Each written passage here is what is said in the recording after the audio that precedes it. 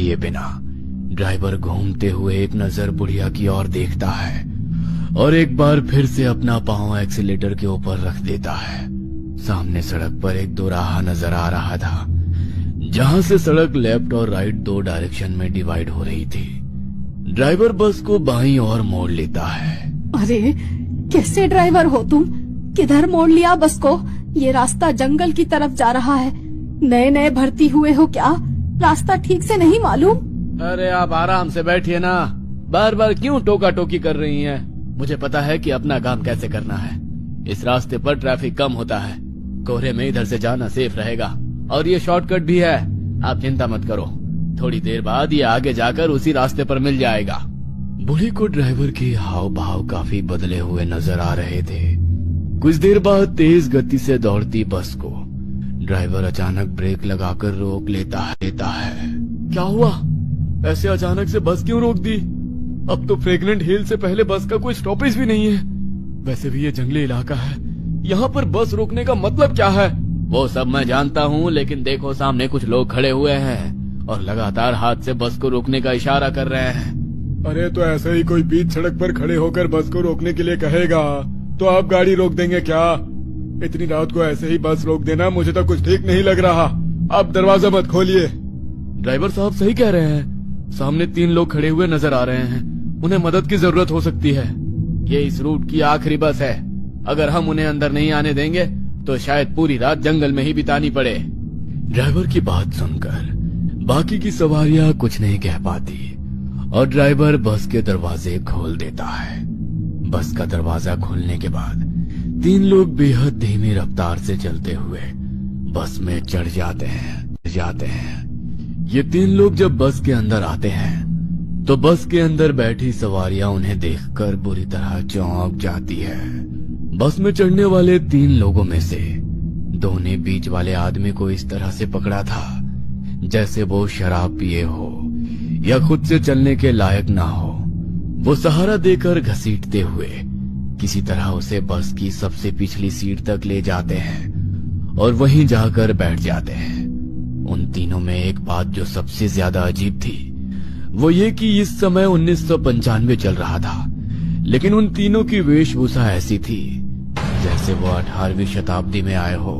Sir पर पौराणिक चीनी टोपी पहने होने के कारण उनका चेहरा भी साफ नजर नहीं आ रहा था। इसके साथ ही उनके बाल भी लंबे और बेतरतीब बिखरे हुए थे, जिसके कारण चेहरा दिखाई नहीं पड़ रहा था। तीनों नए पैसेंजर्स को बैठाने के बाद बस एक बार फिर से आगे बढ़ गई थी। बस जैसे जैसे आगे बढ़ रही थी, बस के अंदर की हवा में कुछ अजीब सा भारीपन महसूस होने लगा था। ये किन लोगों को बैठा लिया है तुमने? तुम्हें इन्हें देखकर कुछ सिरहन सी महसूस नहीं हो रही? उनके कपड़े देखो, आज के समय में कौन ऐसे कपड़े पहनता है? इतने पुराने और भद्दे लग रहे हैं, जैसे कभी धुले ही नहीं है। आपने गौर किया? बस के अंदर अचानक दुर्गंध फैल गई है। ऐसा लगता है जैसे कुछ सड़ रहा है यहाँ। मुझसे तो सांस भी नहीं ली जा रही है। ये क्या बोल रही हैं आप? ऐसा तो कुछ भी नहीं है।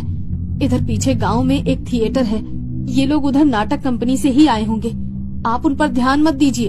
जब से वो लोग बस में आए तब से 1 इंच भी हिले नहीं, ना ही उन्होंने कोई बात की। फिर तुम्हें कैसे पता कि वो थिएटर से आए हैं? तुम उनकी तरफदारी क्यों कर रही हो? 5 किलोमीटर के बाद आपका स्टॉपेज आ जाएगा, तब तक चुप करके बैठो, समझी? कंडक्टर की बात सुनकर बूढ़ी ने एक नजर अपने सामने बैठे लड़के की ओर देखा।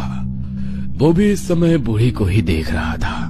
बूढ़ी कुछ देर तक बेचैनी में इधर उधर देखती है और उसके बाद सामने वाले लड़के को घूरने लगती है। बस अब जंगल पार करने के बाद फ्रेग्रेंट हिल्स जाने वाली मेन रोड पर आ गई थी। हमें इधर ही उतार दो। कपल बस से उतर कर जा चुका था। उनको बस से उतर कर जाते देख कंडक्टर की आंखों में कुछ बेचैनी सी नजर आ रही थी। कंडक्टर के समझाने के बाद भी बस में बैठी बूढ़ी औरत कभी पीछे मुड़कर उन तीनों अजीब पैसेंजर्स को देखती तो कभी सामने बैठे लड़के को। अचानक, ए लड़के, मेरा पर्स लिया ना तुमने? बूढ़ी औरत देखकर फायदा उठाता है? हाँ? क्या कहा? मैंने पर्स उठाया? मैं चोर नजर आता हूँ क्या? हाँ, चोर ही नजर आता है। तेरी शक्ल पर लिखा है तू 1 नंबर का चोर है। निकाल मेरा पर्स।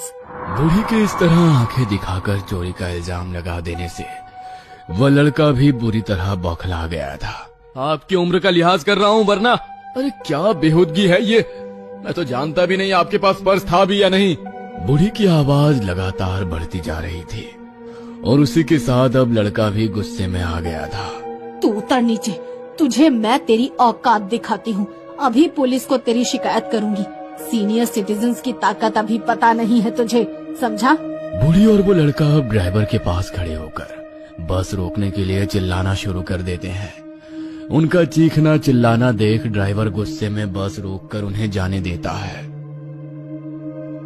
अरे माताजी, अब आप ऐसा करिए, पुलिस बुलाइए। अब बुलाइए, अब पुलिस ही बताएगी मैं सही हूँ या गलत। पुलिस की जरूरत नहीं है। मैं जानती हूँ तुम बेकसूर हो, लेकिन तुम मेरे पोते के उम्र के हो। तुम्हें उस बस में अकेले नहीं छोड़ सकती थी, इसीलिए मैंने ये सब किया। मतलब वो सब ड्रामा था? अरे आपको पता भी है आपने क्या किया? इतनी रात को इस सुनसान रोड पर कहाँ जाएंगे हम? कैसे जाएंगे? तुमने देखा वो 3 लोग जो बस में चढ़े थे? तुम कान में गाने लगाकर मस्त हो गए थे, लेकिन मेरी ये बूढ़ी आंखें बहुत बेचैन थी। मैं लगातार बस में हो रहे हर छोटे से छोटे इंसिडेंट पर नजर बनाए हुए थी। मैंने देखा बस के पीछे की एक खिड़की खुली है, जहाँ से ठंडी हवा आ रही है।